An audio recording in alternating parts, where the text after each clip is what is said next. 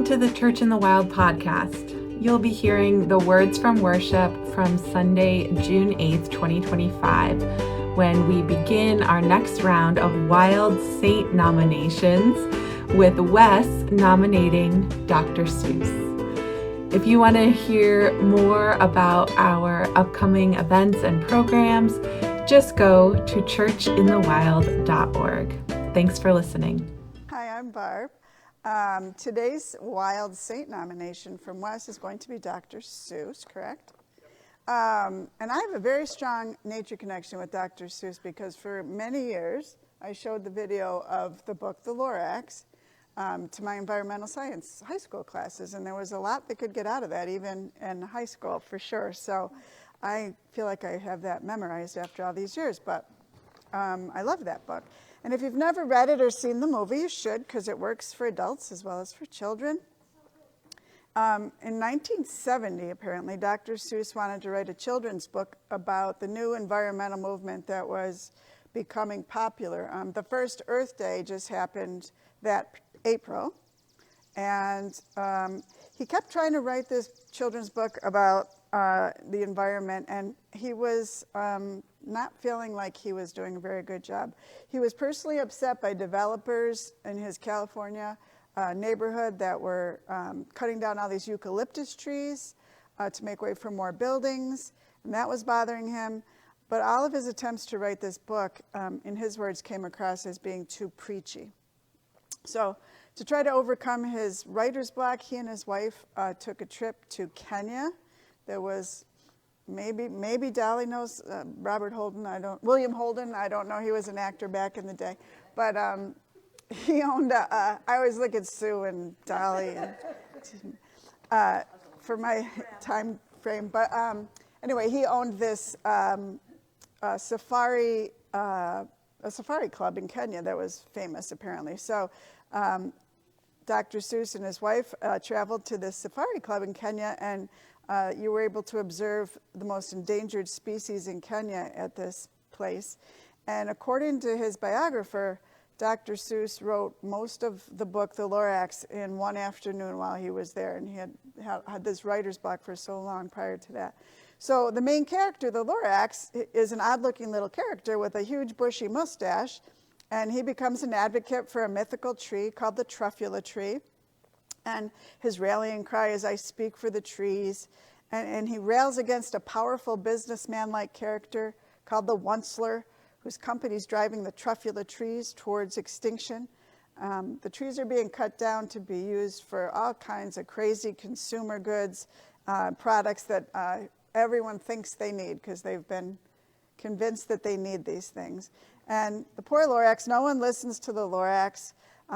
And all of the negative side effects of deforestation are shown in a really moving way, but also a very entertaining way in the book and in the movie.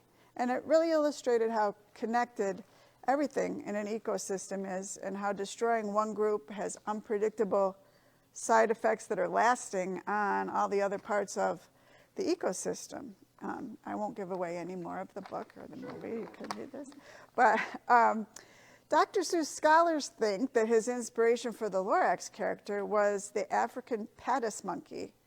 And that strongly resembles the character. It has a big Confucius-like mustache. And I didn't realize that, but since I've been looking at them, I can see that that is very likely.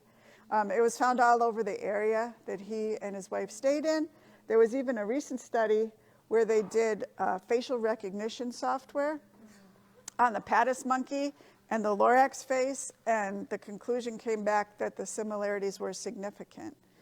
So, and if you want to see one for yourself, they have Patis monkeys at Animal Adventure over here in Harpersville, and the next time I look at them, I'm going to look at them differently because they do look just like the Lorax.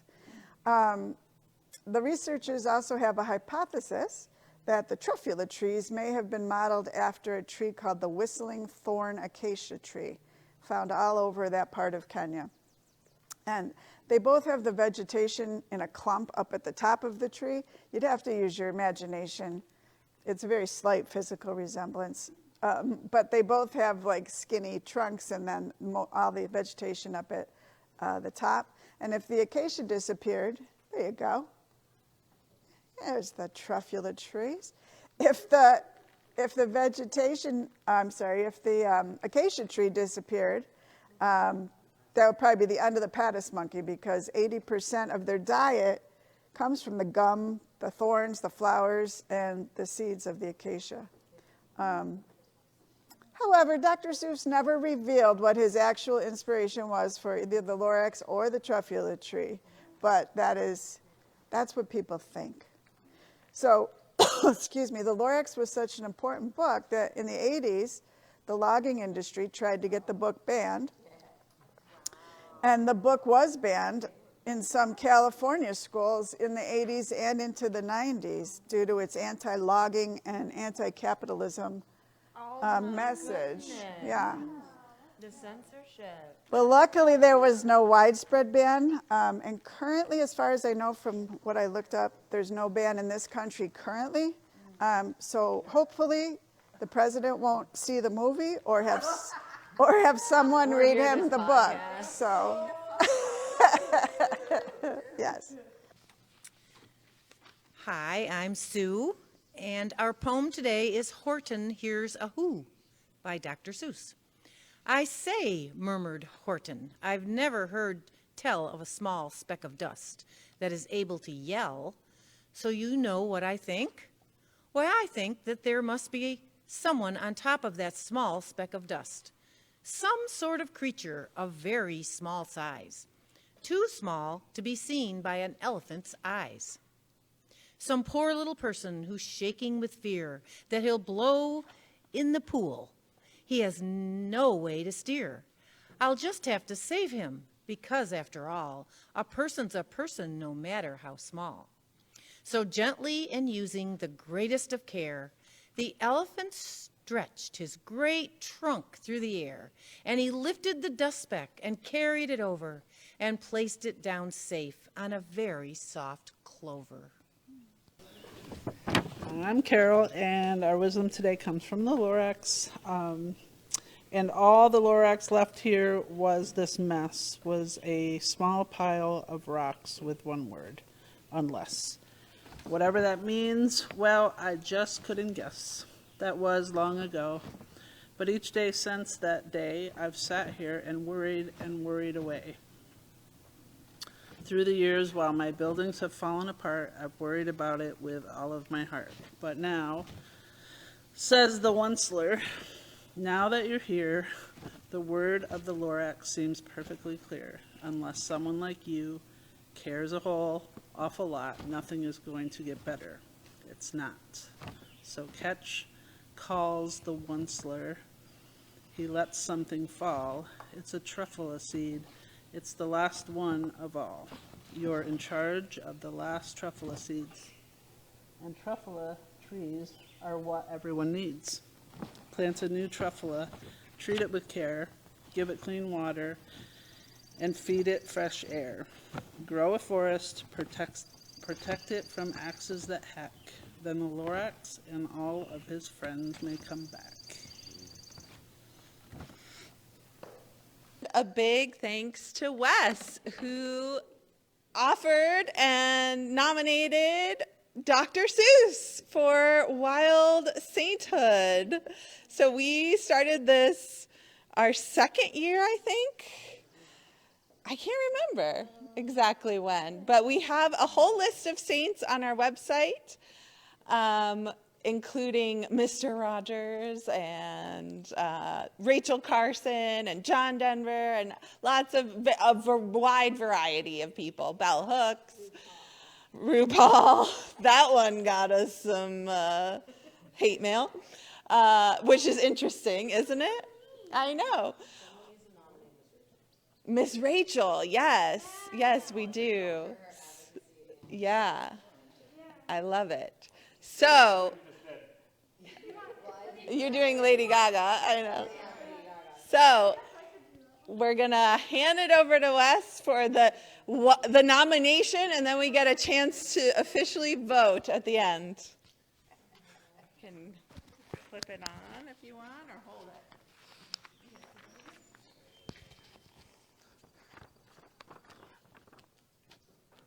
Okay, so I'll start off with 2 questions. Who's heard of Dr. Seuss? Yeah, everybody. And just to call them out, what are some of your favorite Dr. Seuss books? Lorax? Wes, the one I love is the Sneetches. About racism. Oh, yep. I mentioned that one. I use that in jail actually. Any other favorites? The Grinch.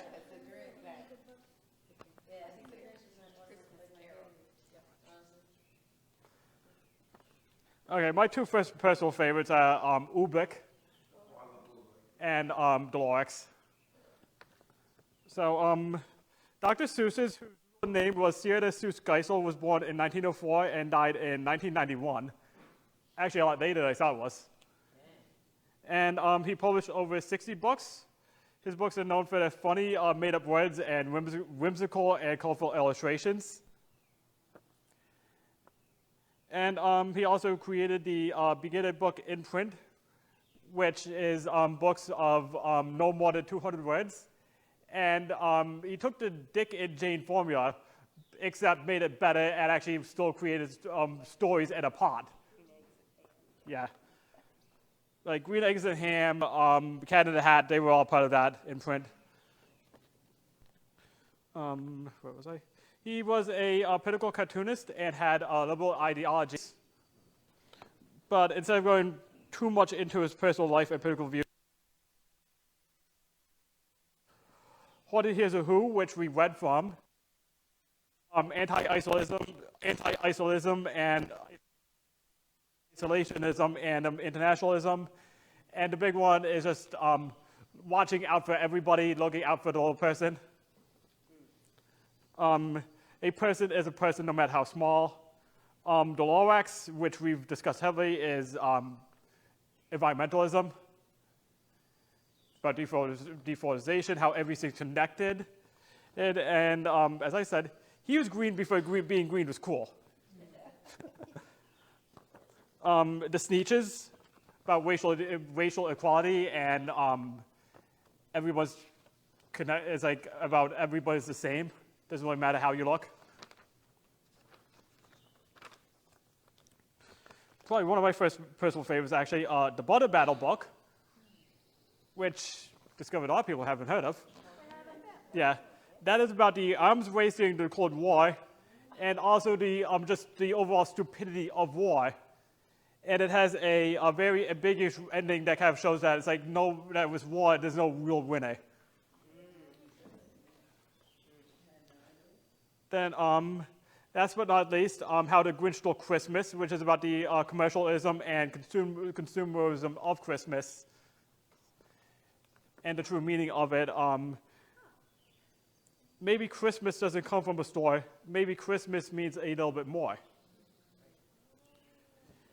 Seuss did not write his books with one Merle in mind, stating that kids can see a Merle coming a mile away. Instead, his books never came across as too preachy, but he was still able to get a message across.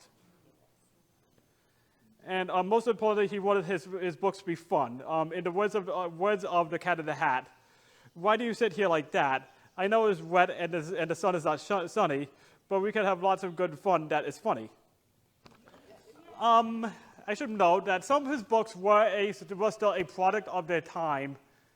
And in 2021, 6 books were retired and taken out of print by Dr. Seuss Enterprises for their harmful stereotypes. I know some of them were, if I saw on Mulberry Street, if I ran a zoo, and I think McGill Goods Pool was another one. I can't remember all of them. But by doing so, his legacy still lives on. And there's actually 3 new theatrical films in development. So I bring to nomination that we make Theodor Seuss Geisel, a.k.a. Dr. Seuss, a church in the wild state. And I'll close by reading a quote from The Paces You'll Go. And will you succeed? Yes, you will indeed. 98 and 3/4% guaranteed. Kid, you'll move mountains. So all in favor?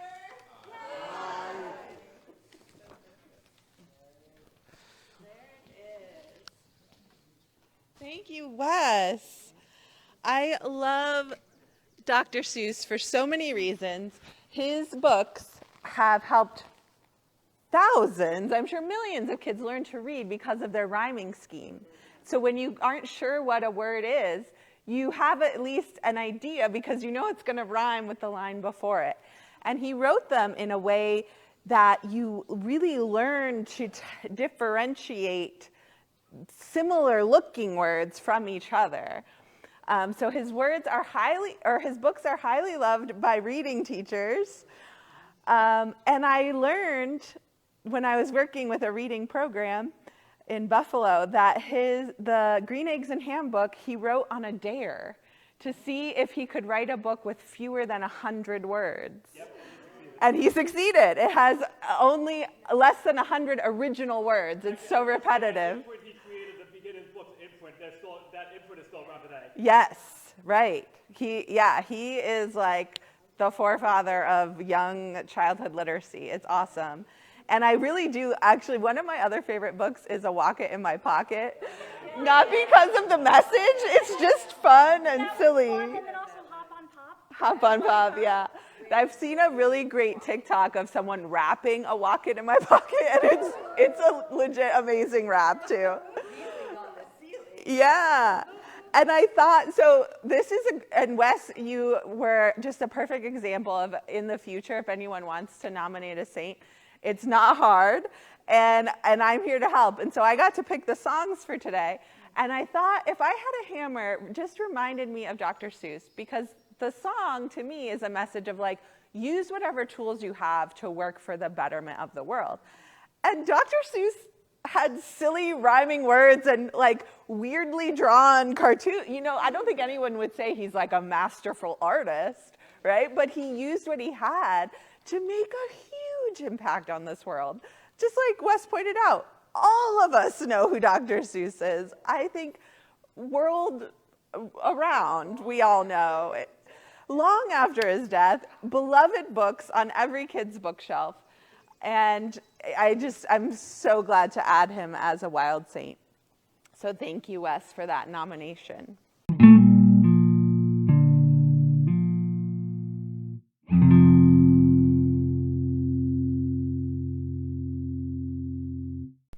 Creator of mountains, rivers, and trees, maker of sunsets and the soft summer breeze.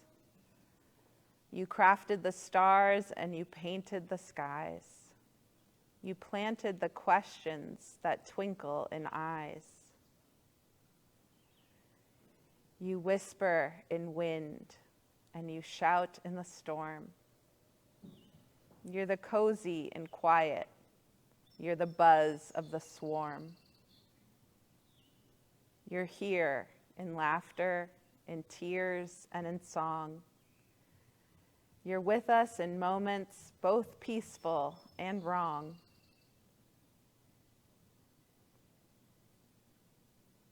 When I'm feeling tiny, confused, or quite small, you're here in the silence. You're here through it all. You hear my worries, my fears, and my doubt. You never say nope or just throw me out. You love me when grumpy, when messy or blue. You say, come here, love, I'll be waiting for you. You smile at my scribbles, my stumbles, my pace. You welcome me home with a wide open grace. So here in this moment, I breathe in your peace. Let all of the hurry and worrying cease. I open my heart like a book on a shelf, and there in the pages, I find my true self. a child of wonder, of light and of clay, held close by love that won't turn away. So thank you, our Maker, for skies wide and blue, and thank you for making me wonderfully too. Amen, and again, one more for the road. May your wisdom and whimsy lead us all home.